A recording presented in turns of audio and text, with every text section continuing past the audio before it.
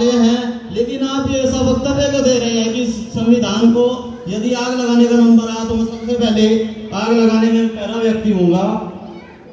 तो बाबा राव भीम अम्बेडकर ने कहा था पत्रकारों से जवाब देते हुए, ये संविधान हमारे भारत का भला नहीं कर सकता और न ही किसी नागरिक का भला कर सकता, क्योंकि इससे भला हो ही नहीं सकता। ये इतना जल्दी जल्दी में लिखा हुआ संविधान है, बना हुआ संविधान है।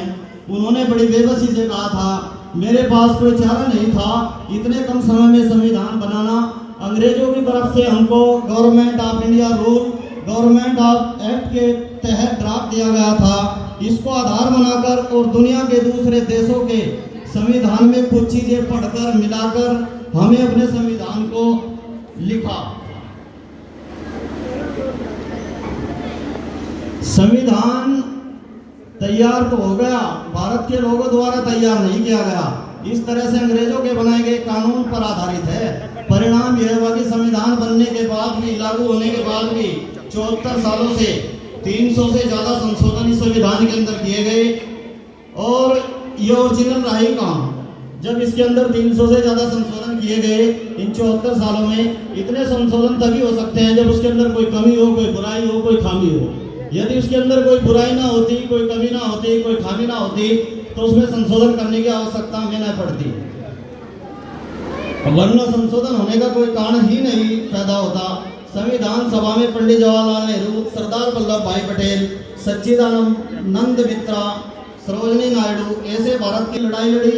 उस कल्पना को यह संविधान कहीं भी पूरा नहीं करता और शहीदों के सपने संविधान से पूरे नहीं हो पाएंगे, पक्का है। और उसके बयान आज हमारे सामने हैं। 74 सालों में हमें दिखाई दे रहा है न वो संविधान इस देश का भला कर पा रहा है, न समाज का भला कर पा रहा है।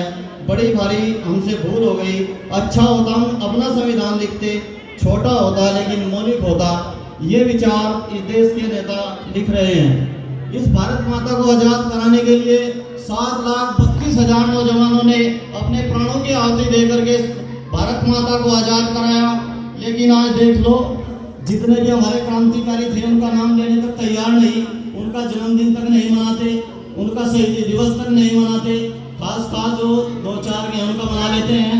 कुछ सरकारें तो चंद्रशेखर आजाद को उन्होंने आतंकवादी बोला। अभी मायावती का बयान आया था कि चंद्रशेखर आजाद तो आतंकवादी थे। राहुल गांधी का बयान आया, वीर सावरकर तो आतंकवादी थे।